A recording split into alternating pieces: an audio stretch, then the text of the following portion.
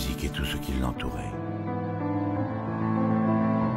C'était l'été, pourtant le soleil se faisait de plus en plus rare. Je me plongeais de longues heures dans ma musique pour oublier des milliers de choses que je pensais ne jamais avoir acquises. J'étudiais au conservatoire, lui aussi. Nous étions tous les deux solistes. Il faisait de la flûte traversière, moi du violon.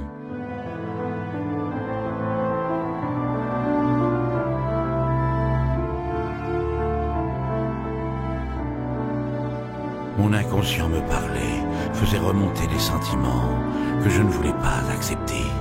Des sentiments venus de bien loin, si près de moi, je m'en voulais tellement.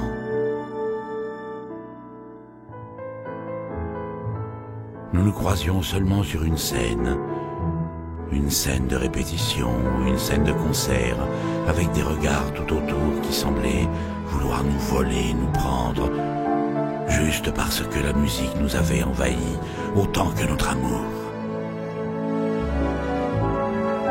Regards si intenses, seules quelques portées nous séparaient.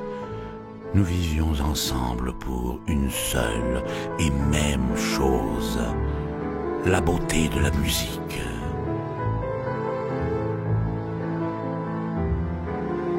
Corps abîmés et pourtant si doux. Je ne voyais qu'eux, il ne voyait que moi, il ne voyait que lui.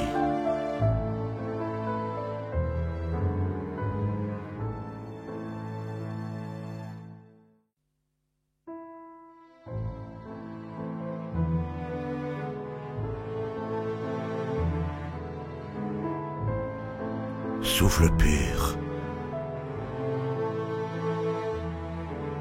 Et moi, dans tout ça, je continuais d'y croire, je voulais y croire.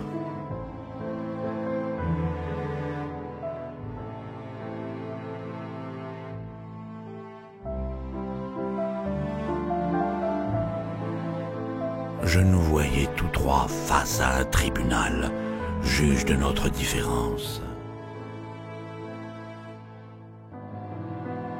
La musique permettait ça.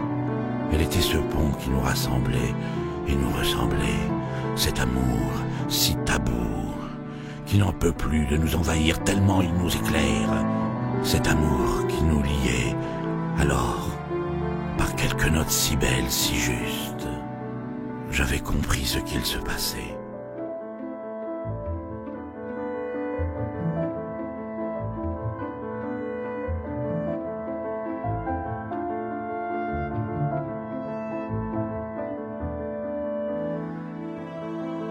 Compris ce qu'il m'arrivait.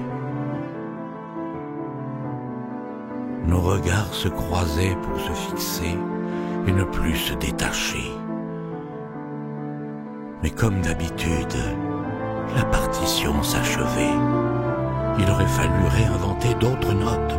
Je ne pouvais pas. Il me fallait le temps.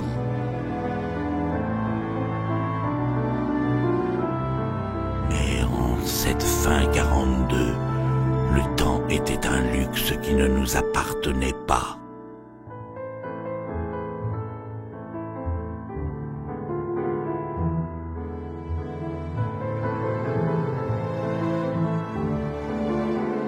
Je savais que, pour ce soir, ça s'arrêterait là. Que pour toujours, cela s'arrêterait là.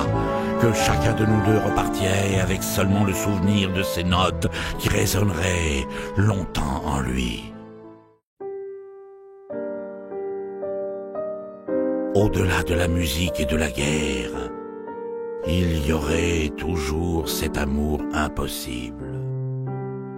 Il n'aurait suffi pourtant de pas grand-chose pour qu'il puisse vivre, juste accepter.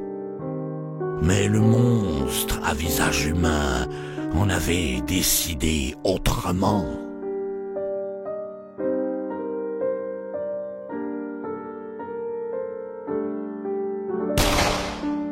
souffle pur, regard si intense.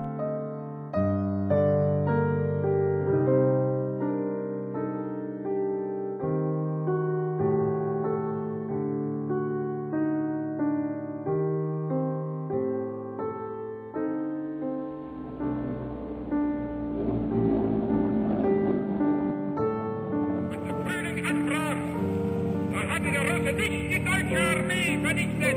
Sie stand, wo sie bei Beginn des Winters gestanden hatte. Die deutschen Divisionen stehen zur Stunde vor Moskau, genauso wie sie erst vor Moskau gestanden haben.